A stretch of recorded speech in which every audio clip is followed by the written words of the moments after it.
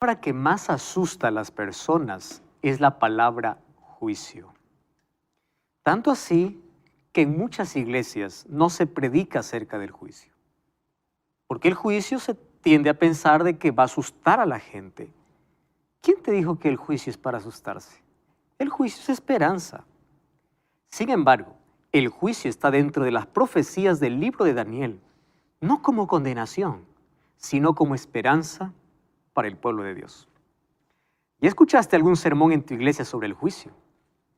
¿Ya sabes de qué se trata el juicio? ¿Desde cuándo somos juzgados?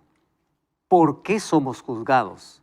¿Y para qué somos juzgados? Bienvenidos. Está comenzando Biblia Fácil. Gracias porque todos los capítulos que estamos desarrollando aquí con ustedes es de gran bendición, no solamente para nosotros, sino para las personas que siguen el programa. Y nos alegra mucho ver el interés que ustedes muestran.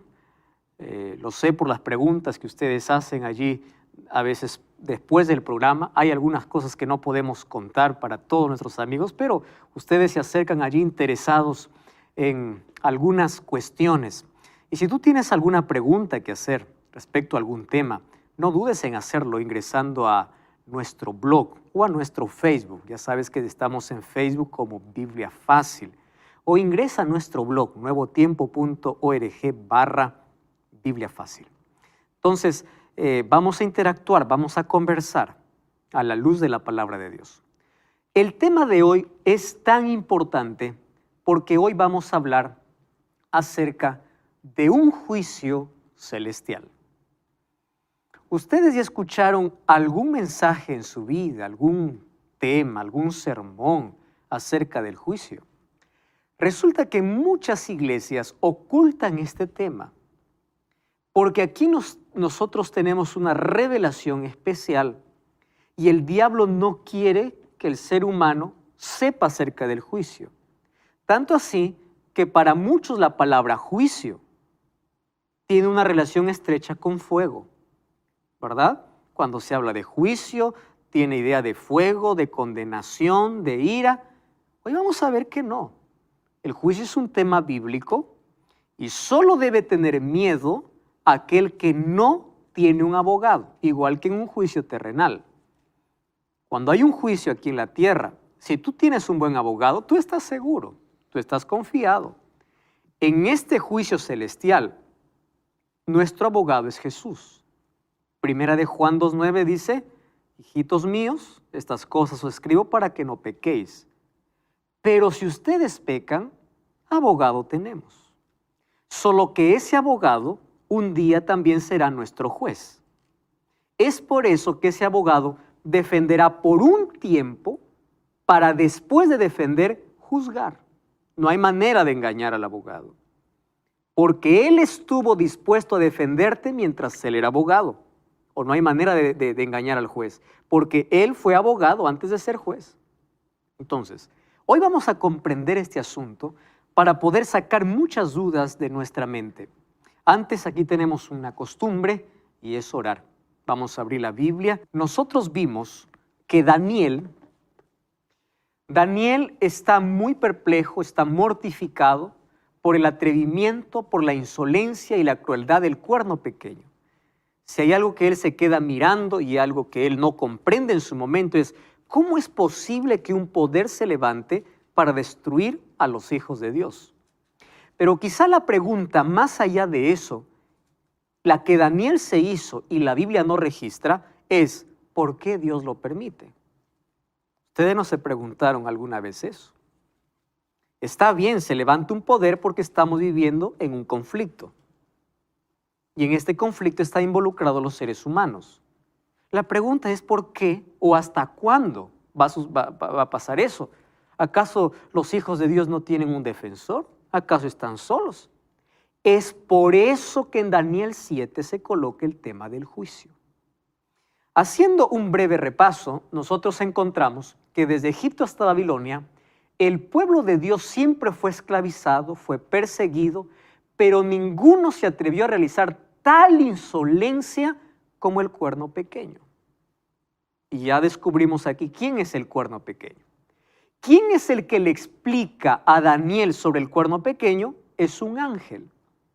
Cuando él pregunta, ¿y quién es él? Porque ahí en Daniel capítulo 7, allí él está preocupado y él pregunta, ¿verdad? En el versículo 16, y dice, me habló y me hizo conocer la interpretación de estas cosas.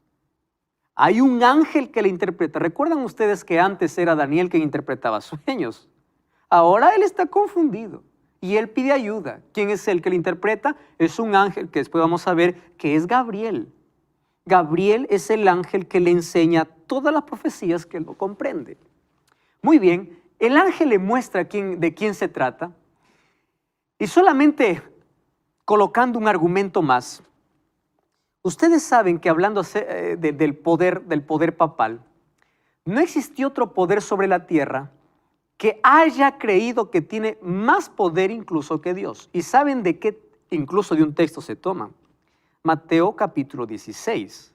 Cuando Jesús le dice a Pedro, tú eres Pedro y sobre esta roca edificaré mi iglesia. Y le dice, yo te daré las llaves. ¿Qué significa llaves? Autoridad. Lo que ates en la tierra será atado en el cielo, lo que desates en la tierra será desatado en el cielo. Ustedes escucharon de ese texto. Pero si vamos al contexto, vamos a encontrar lo siguiente. Que Jesús, antes de decir eso a Pedro, él hace una pregunta para todos sus discípulos. ¿Cuál es la pregunta? ¿Quién dicen los hombres que soy yo? Entonces uno dice que eres Juan, otro dice que eres Elías, etc. Ahora, ¿ustedes qué piensan de mí? Pedro levanta la mano, porque él siempre habla, y dice, tú eres el Cristo. Ahora, presten atención a la interacción que tiene. Tú eres el Cristo, el Hijo del Dios viviente. ¿Quién está hablando? Pedro a Jesús. Muy bien. Y Jesús le dice, bienaventurado eres Pedro, porque no se te reveló ni carne ni sangre, etcétera, etcétera. ¿Verdad? Ahora le dice, tú eres Pedro, ojo la conversación. Pedro le dice, tú eres, ¿qué le dice? Tú eres el Cristo. Ahora Jesús le mira a Pedro y le dice, tú eres Pedro. Recuerden que hay un diálogo de dos. Tú eres Pedro. Y sobre esta roca, ¿quién se refería? A lo que Pedro estaba diciendo, tú eres el Cristo. Entonces le dice, tú eres Pedro. Hay una palabra griega que nos ayuda a la mejor comprensión. La palabra Petro y la palabra Petra. Petro es una piedra pequeña, Pedro. Petra es la piedra mayor. Entonces le dice, tú eres Petros, Petro, en griego. Y sobre esta Petra, solo que en el español no se nota esto, sobre esta Petra no está haciendo referencia de Pedro, sino sobre Cristo mismo. Tanto así que el mismo Pedro dice que la piedra angular de la iglesia es Cristo. Jesús no podría fundar su iglesia sobre un ser humano. Entonces, ¿qué autoridad tiene un ser humano para ser fundar una iglesia si negó a Cristo? Y después de esa conversación, Pedro le impide para que Jesús vaya a Jerusalén. ¿Y saben qué le dice Jesús? Apártate de Satanás, porque ahora estaba siendo usado por el diablo. Entonces, ahí viene la confusión. No está diciendo que Pedro es la roca. Está diciendo, esta Petra, que es Cristo, esta piedra, sobre esta piedra edificaré mi iglesia. Cuando dice te daré las llaves, está hablando de autoridad. Ahí a Pedro está dándole una responsabilidad que no es específicamente para Pedro, sino para toda su iglesia, en cuestión de disciplina. La iglesia tiene autoridad para poder atar y desatar en asuntos de disciplina, es decir, para admitir o poder sacar, disciplinar a sus miembros. Por eso dice, lo que ates aquí será atado arriba. No está dando la autoridad a un hombre, sino a toda su iglesia. Pero ellos se toman de ese texto y dice, y les voy a decir de qué manera lo hacen. Gregorio VII inició su pontificado diciendo, yo tengo derecho a deponer reinos, atar y desatar, construir y destruir. Y tanto así que fue el primer papa en destronar realmente a reyes. Ustedes sabían que él depuso al emperador Enrique IV.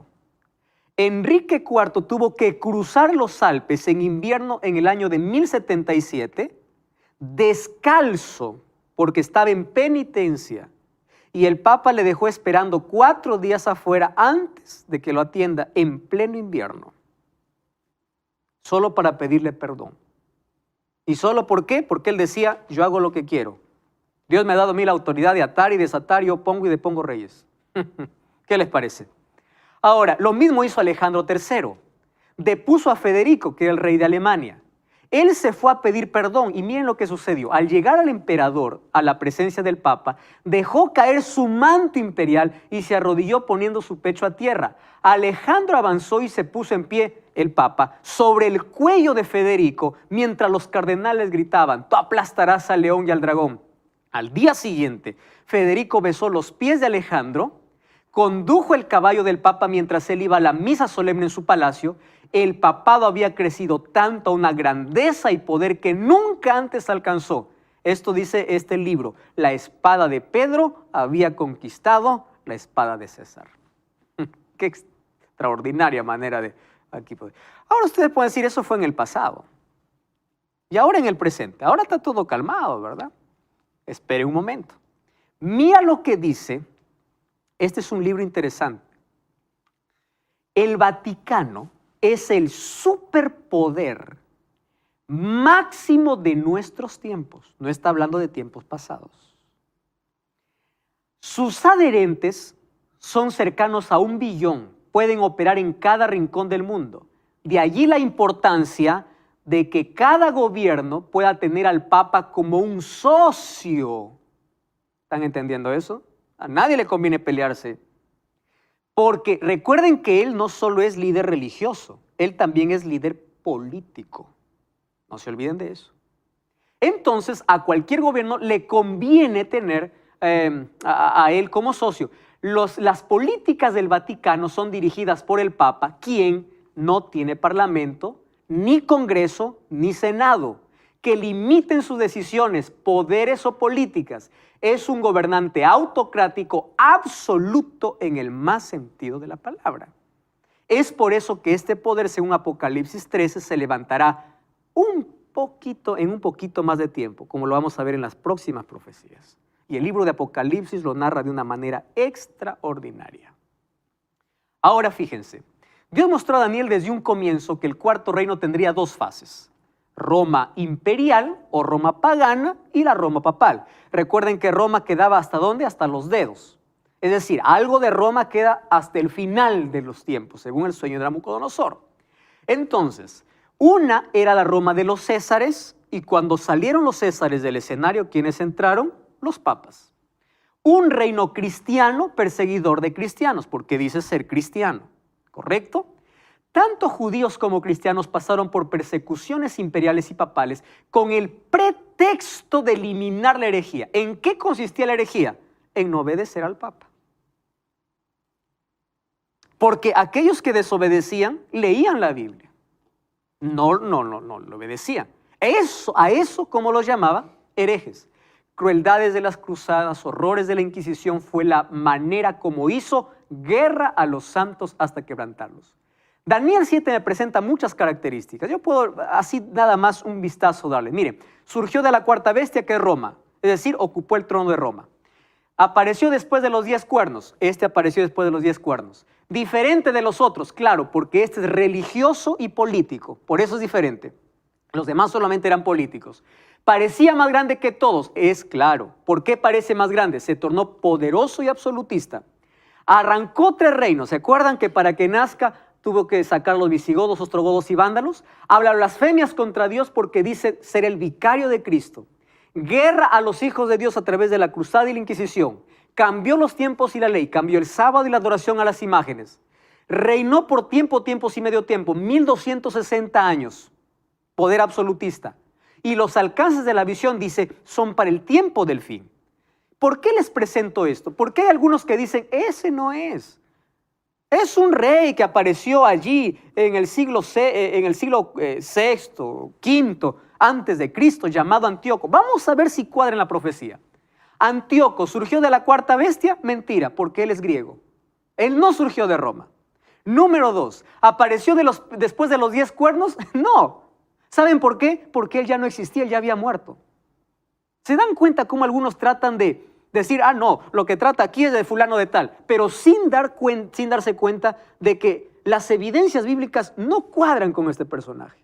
Siguiente. Surge derribando a 3. Antíoco no derriba a ninguno para poder reinar. Se hizo más grande que los otros. El pobre Antíoco no llegó a ser ni siquiera más grande que su padre. ¿Y cómo va a ser el cuerno pequeño? Persigue al pueblo de Dios. Antíoco atacó a los judíos, pero nunca los venció. Más bien fue vencido. Entonces no cuadra. Blasfemó contra Dios. Él no conocía la verdad. Jesús dijo que la abominación espantosa sería futura a los días y Antíoco ya estaba muerto. La profecía dice que este poder sería hasta el tiempo del fin. El pobre ya está muerto hace mucho tiempo. El cuerno pequeño es un reino. Este solo es un personaje histórico. Las demás profecías amplían al cuerno pequeño. La pequeñez de su vida no encaja en la realidad. Entonces, con certeza, él no es el cuerno pequeño. Por más que allí, ¿verdad?, los dispensacionalistas digan, no, eso ya fue. Ahí está la evidencia, totalmente bíblica. Muy bien, en ese escenario, miren lo que acontece. Daniel capítulo 7, versículo 9, dice así, estuve mirando hasta que fueron puestos y tronos. Wow. ¿En qué momento? Después que este poder, ¿qué cosa hizo?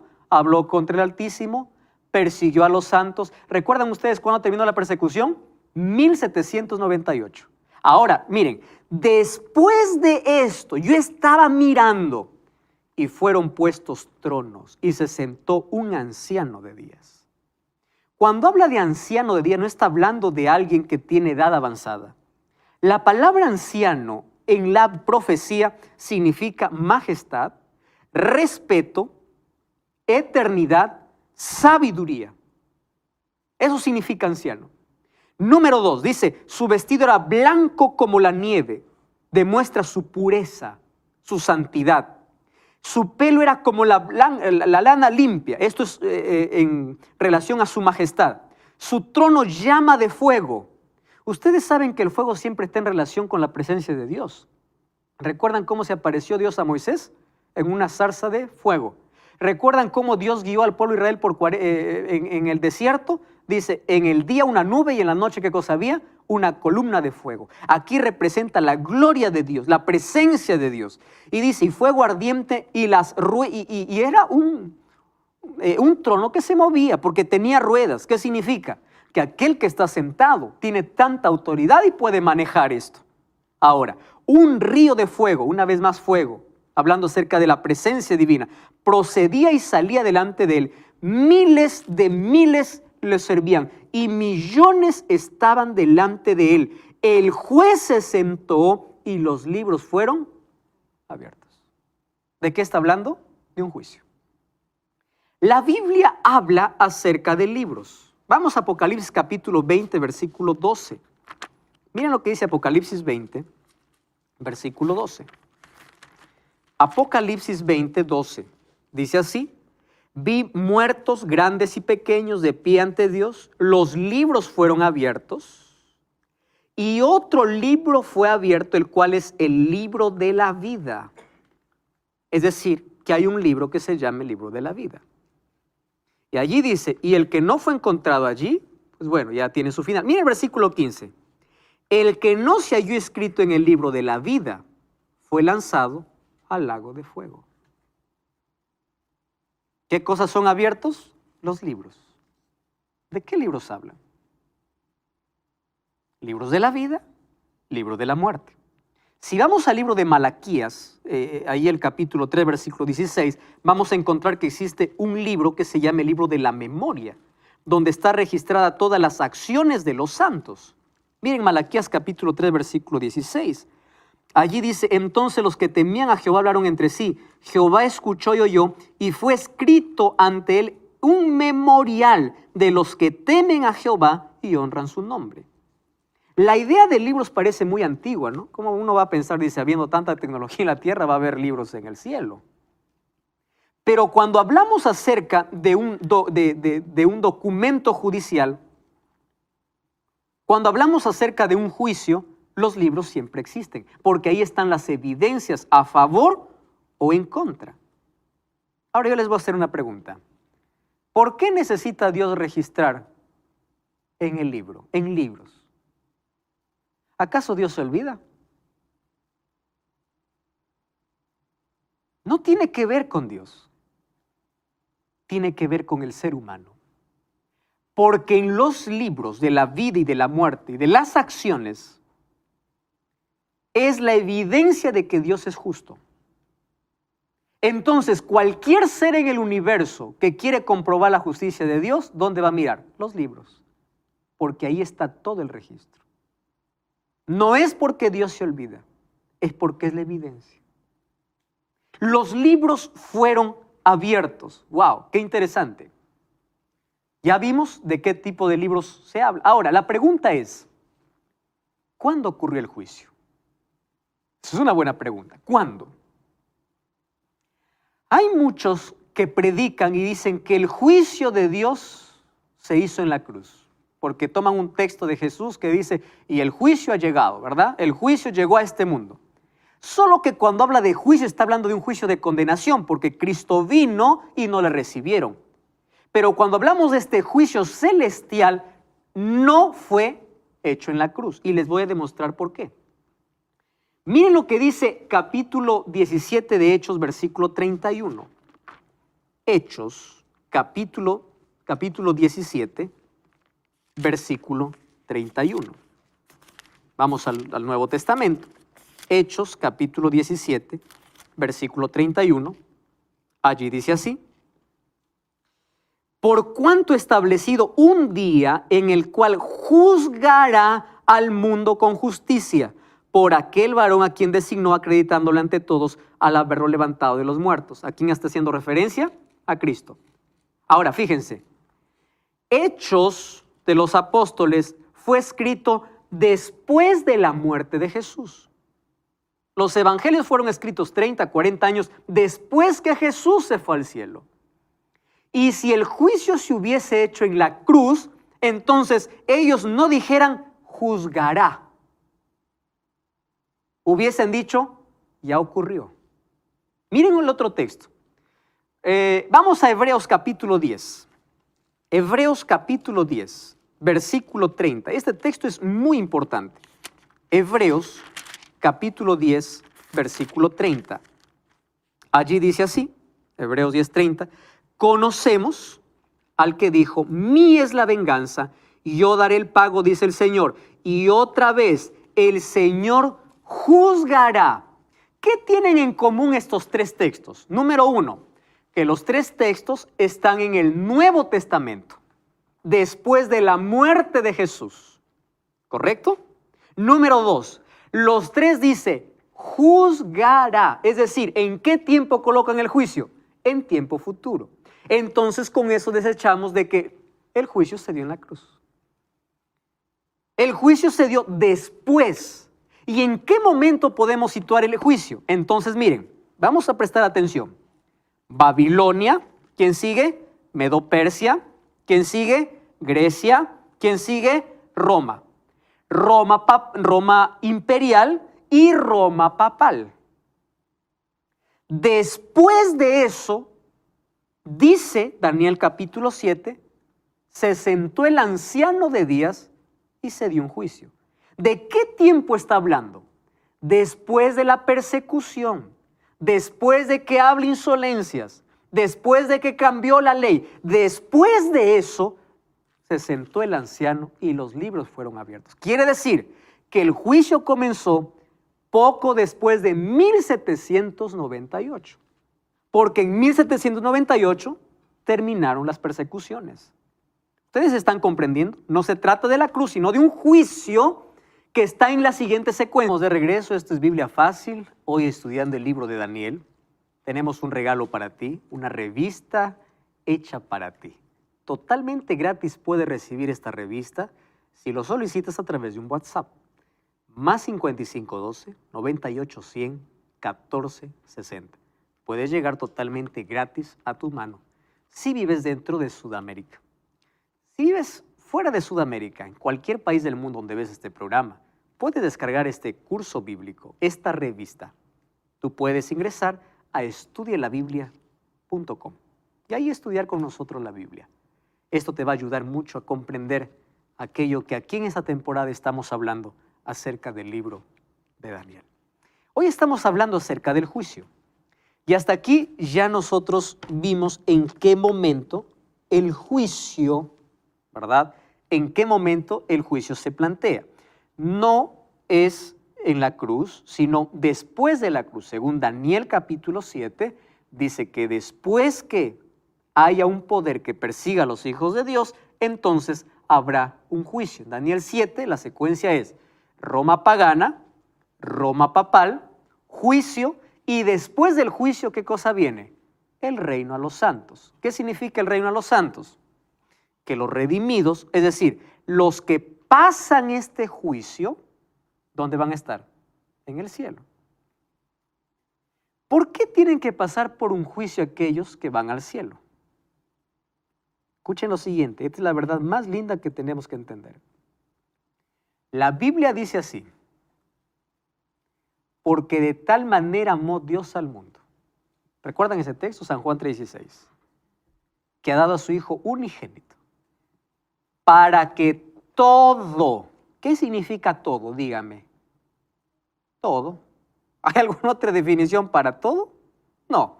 ¿Qué es todo? Y todo. Todo aquel que en Él cree no se pierda, mas tenga vida eterna. Wow. El texto me dice, creo en Jesús. Por eso hay tanta gente que dice, creo en Jesús, amén, aleluya, creo en Jesús. Viven como quiera, creo en Jesús. El juicio determina si aquel que dice creer en Jesús es idóneo para el cielo. Por eso es necesario el juicio. Aquí se determina, porque en el mundo hay millones que profesan ser cristianos. Dice cree, yo creo y punto final. ¿Qué importa hacer otras cosas? Cree y punto. Vamos a ver, miren aquí en este juicio entonces se determina quiénes van allí al cielo. Solo que hay una noticia linda. Y esa noticia, mis amigos, es que el juicio no debe asustar a los hijos de Dios. ¿Por qué? Porque el juicio no es en contra del pueblo de Dios o de los hijos de Dios. El juicio es a favor. ¿Por qué a favor? Porque en este juicio hay alguien que te defiende. ¿Quién es el que defiende? Jesús. ¿Qué tengo que hacer yo? Mírenme, yo creo en Jesús, amo a Jesús, obedezco a Jesús. ¿Significa que yo no peco? No, yo peco. Caigo, pido perdón a Jesús, continúo. Caigo, pido perdón, continúo. Si el Señor me justifica, vivo en santificación, es decir, vivo en obediencia a Dios. Me caigo, me levanto, me caigo, me levanto. Él es mi abogado. Él me va a salvar porque yo dependo de Él. Pero es diferente decir, creo en Jesús, pero yo hago con mi vida lo que quiero.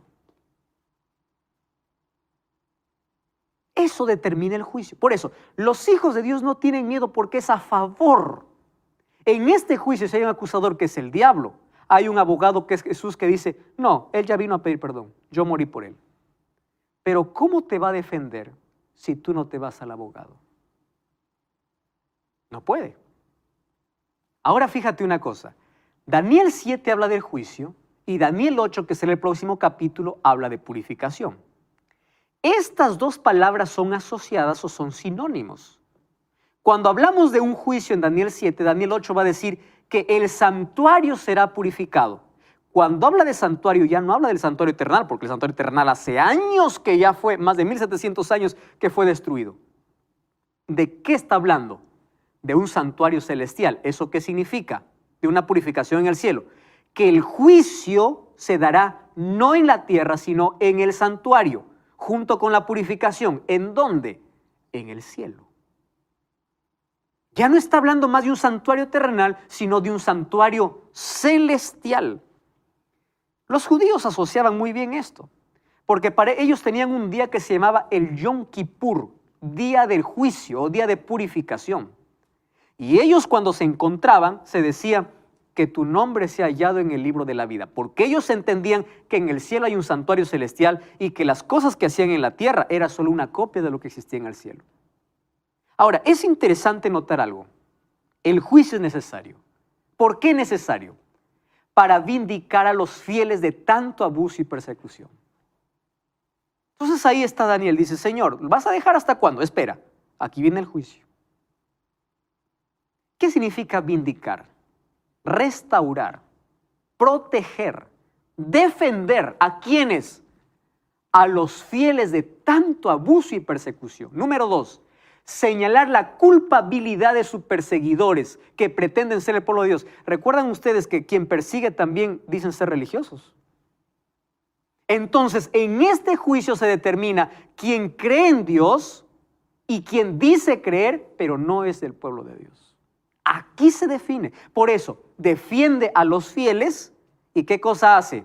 Señala a los culpables, a los que dicen ser, pero no son. Son juzgados el agredido y el agresor. Es decir, ambos son cristianos, claro. Recuerdan el cuerno pequeño, se dice ser cristiano, los perseguidos también son cristianos. Este juicio es revelado en la Biblia en 3 etapas. Y esto es importante, miren. En la Biblia nosotros encontramos el juicio en 3 tiempos diferentes.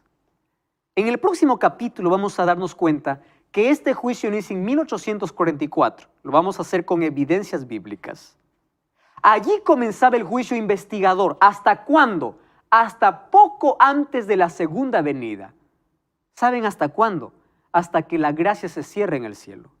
Cuando Cristo sale de ser nuestro abogado, acabó el juicio. Es decir, allí se determinó quiénes irán al cielo. Hay un juicio que se llama de comprobación. ¿Qué cosa decía el apóstol Pablo? ¿No sabéis que nosotros vamos a juzgar en el cielo? Es decir, en el cielo vamos a comprobar la justicia de Dios.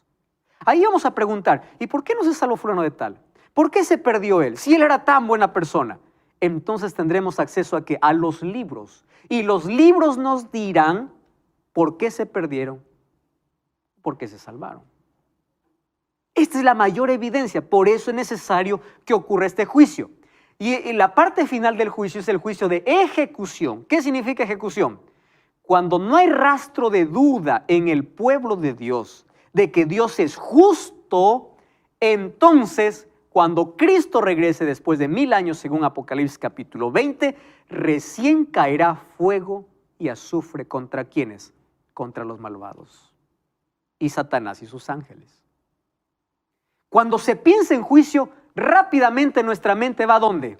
A esto, al fuego, sin saber que hay etapas en este juicio. ¿En qué etapa de este juicio estamos viviendo? Aquí. Por eso Hebreos dice, acerquémonos confiadamente ante el trono de la gracia para encontrar oportuno socorro. Porque hoy hay gracia, hoy hay perdón, hoy hay salvación. No toda la vida va a ser así. En algún momento nuestro abogado se va a convertir en juez cuando salga del lugar santísimo. Los que pasan por este tribunal son el pueblo de Dios, cristianos en su totalidad, y los que pretenden ser cristianos, pero no lo son. Ahora, ¿qué dice el versículo 17 de San Juan? Mas el que no cree ya ha sido condenado. Es por eso, las personas que no creen en Dios no pasan por el juicio. ¿Por qué no pasan por el juicio? Porque ya están condenadas. No necesitan investigación. Ellos rechazaron al abogado, no necesitan de Dios. Hay tanta gente que dice, yo no quiero a Dios, rechaza a Dios. Para ellos no hay juicio. Por eso, nosotros debemos alegrarnos que formamos parte del primer grupo de juzgados, porque en este juicio hay esperanza, porque Cristo es nuestro abogado. Porque si no creemos en Cristo, es porque nosotros mismos nos hemos condenado. Ahora, fíjense otra cosa más aquí. La pregunta es, ¿qué sucede con aquellos que no conocieron la verdad? Buena pregunta, ¿verdad? Porque hay tanta gente en el pasado que murió sin saber cuál es la verdad, pero creyeron en Jesús. La pregunta es, ¿cómo serán juzgados ellos? Estoy pensando en los antepasados, ¿no? Gente que no tuvo acceso a la Biblia. Ustedes saben que cuando venimos a este mundo, todos venimos con la huella de Dios en nuestro cuerpo, en nuestra vida, a lo cual llamamos conciencia. A veces cauterizamos la conciencia cuando Siempre rechazamos allí o no hacemos caso o ignoramos aquel semáforo que nos dice esto es peligroso, esto es malo, no hagas esto. A veces no llegamos a cauterizar la conciencia.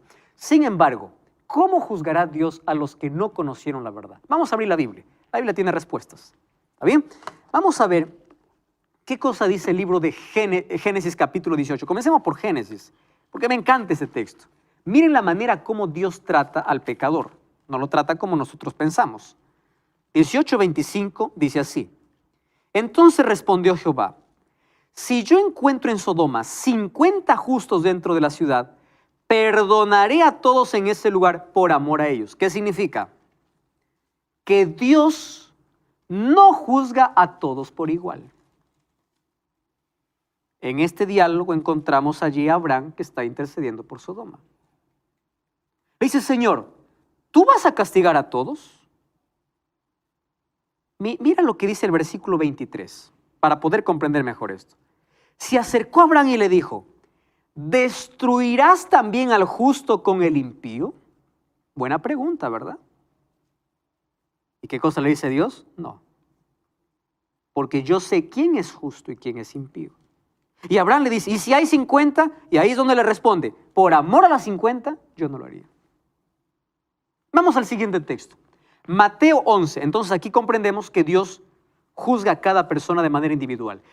Mateo capítulo 11, versículo 21 y versículo 22. Mateo capítulo 11, versículo 21 y versículo 22. Dice así, 11, 21. Ay de ti, Corazín, ay de ti, Betsaida. Porque si en Tiro y Sidón se hubieran hecho los milagros que han sido hechos en vosotros, hace tiempo que se hubiesen arrepentido. ¿Qué cosa está diciendo Dios? Él juzgará a las personas de acuerdo al conocimiento que ellos tuvieron. Dios no te va a juzgar por aquello que no conociste. ¿Qué cosa está diciendo estas ciudades? Miren, ve, para ustedes el juicio será mayor, porque ustedes vieron milagros. En cambio, esas ciudades, no. Número 3. Aquí está la otra evidencia. Romanos capítulo 2, versículo 14 y versículo 15. Romanos capítulo 2, versículo 14 y 15. Wow, esto es impresionante. Cuando los gentiles que no tienen ley, la ley hacen por naturaleza que es de la ley. Ellos no saben que es la ley, pero lo hacen de manera natural. Aunque no tenga la ley, ellos son leyes para sí mismos. ¿De qué está hablando? De su conciencia. ¿Qué dice el siguiente versículo? Mostrando la obra de la ley escrita en sus corazones. ¿Dónde escribió Dios su ley? En nuestro corazón. Aquí nosotros entendemos qué es pecado y qué no es pecado. Entonces, para responder la pregunta, ¿qué sucede con los que no conocieron toda la verdad?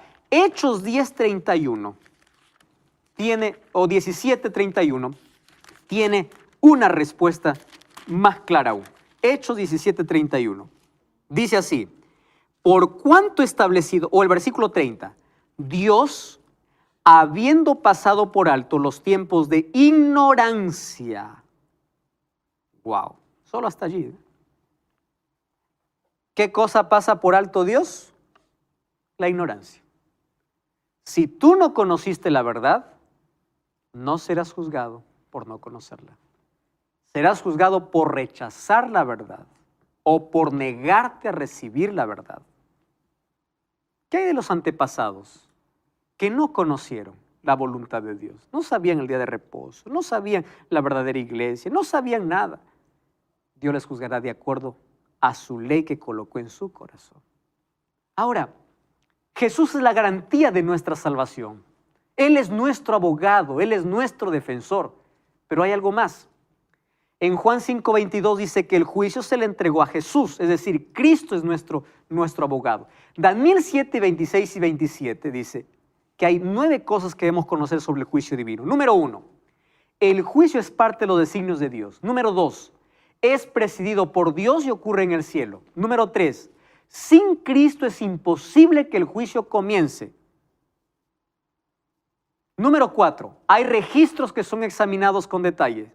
Número 5, hay innumerables asistentes angelicales. Número 6, ocurre después del apogeo del cuerno pequeño, después de 1798.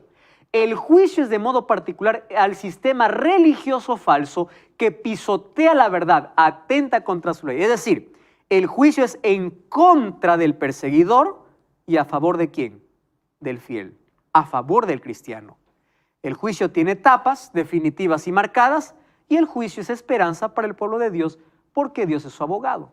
El capítulo 7 3 veces enfatiza que los santos del Altísimo recibirán el reino. Eso es certeza absoluta. ¿Por qué? Porque el pueblo de Dios saldrá airoso de la investigación. Porque el pueblo de Dios buscó a Jesús como su abogado. No buscó un sacerdote. No buscó un ser humano.